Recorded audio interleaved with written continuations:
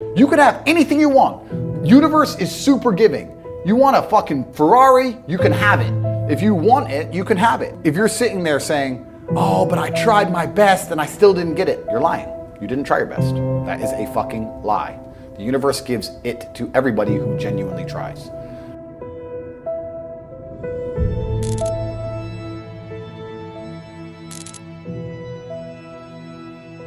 I want you to get pen and paper and write down everything you want to achieve in the next 4 years, the children you want to have, the car you want to drive, the money you want to make. I guarantee you, every single thing you write down on that piece of paper is going to come true. Because when you've come from the absolute bottom to the absolute top, and you've done it all off of your own back, and hard work and dedication, and never missing a day, the only shortcut to life is to never miss a day. One, because of compounding interest, and two, because sometimes you get lucky. And you'll never miss a lucky day if you try every day.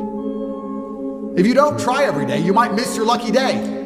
And that's what people don't understand. If you never miss a day and you never don't try and you're always on time, was I late today? No, on time, and you try and improve every aspect of your life, and you're a professional, and you try and make sure that you analyze your decisions, you give yourself feedback, you don't make mistakes, you're not lazy. If you try and you make it to the top, you end up elitist because you look at the people down below and you're like, well, why didn't you try? I did.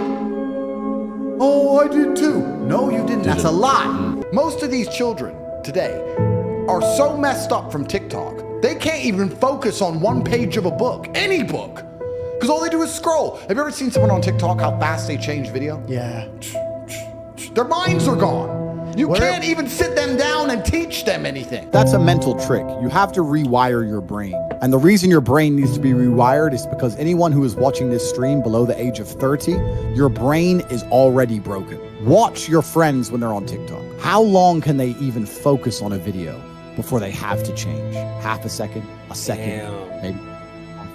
All of your minds are broken. You can't even focus on anything anymore. Right. You are constantly distracted to the point where you can't even appreciate the good things in your life. You're distracted. Your minds are broken. You need to rewire your mind and resist the slave programming. If you cannot control your own mind, then you go through life with zero control, zero influence. You can't control anything.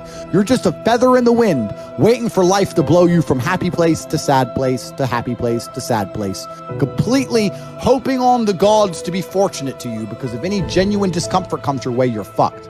Truthfully, a man, I believe, is being able to do the things that are hard or do things you don't want to do because you're supposed to do them. I think that's what a man's always been. A man is supposed to be strong. He needs to be strong, so he has to become strong. That's his job. A man is supposed to be brave. It's not that you can't feel fear, it's that you have to be brave. Oh, an attacker's here. I'm afraid, but I'm a man, so I will go and engage the attacker. It is my job. I say that life as a man is exceptionally difficult. I say the most beautiful and the most terrifying thing about being a man is you're born without value. Society doesn't care about you. You're only going to be cared about based on how useful you are. You have the chance to build yourself up and become a superhero if you're prepared to do the hard work and be indefatigable enough to never quit. But if you're going to stand around and wait for a handout, nobody's going to ever respect you. And I think that a lot of people have forgotten about how difficult and how competitive it is as a man. We're always in constant competition with each other. And it's your duty as a man to stand up and say, I want to be as important and strong and good-hearted and God-fearing as possible. And I need to work hard to achieve those things. I can't stop myself working as a person who doesn't need money. And then there's people with no money who don't work. It blows my mind. Which is why the winners are winners and the losers are losers. Losers do a little bit of work and rest. Winners work as hard as possible and worry they're not working hard enough. It's just a separation of personality types. And it's almost like you can't save these people. I have something I sent in my email recently. I said, you could give the average man a brand new Ferrari and a road map and a coffee and a full tank of gas and tell him the destination, success. And halfway along the drive, he'll quit because it's too far. No matter how well you set it up for people, they'll quit. You may have accepted the matrix telling you that you now have an excuse to fail, as opposed to using it to grow. But every single man of value went through trauma, and they went through pain. It's going to be painful to get strong, painful to get rich, painful to become important. It's going to be painful to become good with women. Your heart's going to get broken a bunch of times. You have to be prepared for the pain. If you're not ready for pain, You're never going to be anything that matters. So Justin just absolutely and utterly nailed it. My kickboxing coach used to say to me, I used to come in the gym, say, what do you hate the most? And I say, I hate running. I say, okay, you're going running. I say, why? He goes, because whatever you hate is what you need. Whatever you hate is what you need. I wanted to spar, bag work, pads, no problem. Running, I didn't want to run, but that's what you need. And that's what life's about. You're not going to be able to go through life avoiding pain and also becoming a man of quality. You're going to have to be that guy who's been through so much shit that he can wake up and go, this ain't nothing. This ain't nothing compared to back then. This ain't nothing compared to that time. You know, and if you're not going to be that guy, then you're going to always suffer the consequences of not being that guy. There's pain to become important, and there's pain in not being important. So you have to make a choice. So I think Justin absolutely utterly nailed it. I think his answer is even better than mine could be. You need to find something you're afraid of, find something that could hurt you, and go do it. And that's one of the great things about being young, right? You're basically superhuman. Yeah. All of us are our age. We're all in our 30s. I remember when I was 21, like I had Wolverine-like healing abilities. And this is actually one of the problems with the world today. I noticed the internet's fucked this up because we have all these youngsters who have a voice. They all think they know something on Twitter and on the internet, these kids, right? When I was 23, 22, I didn't know shit. I'm 35 now. I'm one of the smartest men on the planet. And when I was 23, I didn't know shit. When you're 35, you're definitely going to still be a dumbass. So when you're 23 like you are now, you don't know anything. Your only attribute is the fact you have Wolverine-like healing abilities and you're not using it. Stop talking, start listening, get out there, get hurt, get the fuck back up. You should have no interest in what people think about you.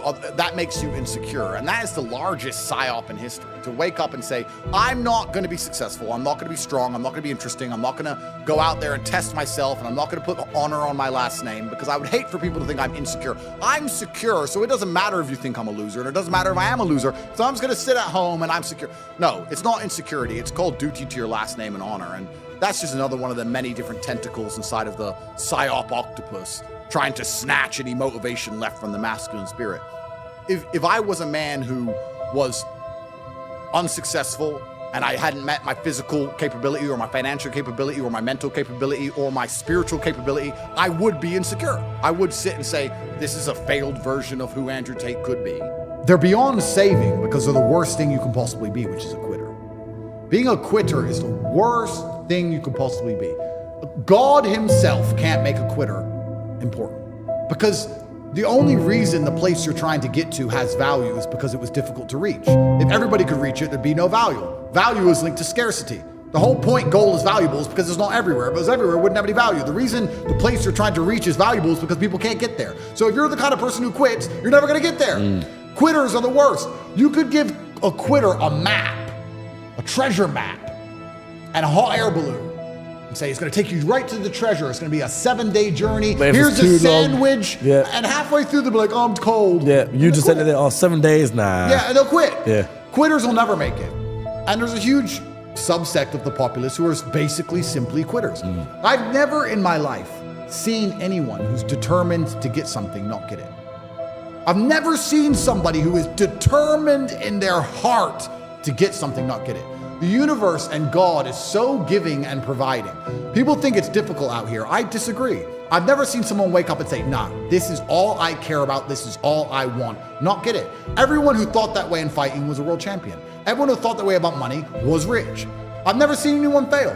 Bro, I've seen people with no credit score and no job determined to get an R8 manage to get one on finance somehow. I've seen it. If it's all you want, you're going to get it. You're going to find a way to You're going to find a way. Yeah. People go, oh, I want this. If you wanted it, you'd have it.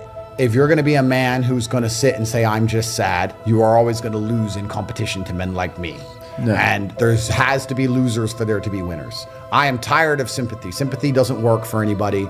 I'm not going to sit here and be sympathetic for people who say they're too sad to try hard and be their best. Guess what? Perhaps I was sad every time I did exactly what I was supposed to do and trained anyway. Perhaps I was afraid when I fought anyway. Perhaps I was tired when I worked anyway. This is how you get ahead in life. I don't have a fucking ounce of sympathy for these people who sit here and say, well, I feel this way, so I can't. Then don't do it. Stay down there. The winners are at the top, and the winners at the top don't give a shit about how they feel. We wake up and we perform regardless of how we feel day after day. So if I'm going to ignore my own feelings, I'm certainly not going to take into consideration anybody else's. Yeah. Why am I going to ignore how I feel and make sure I'm constantly performing regardless, flawlessly, and then sit and go, oh, but he doesn't feel good, so he's allowed to fuck up. No, you are not. You're not allowed to fuck up to your ancestors or to God or to yourself. You have to perform.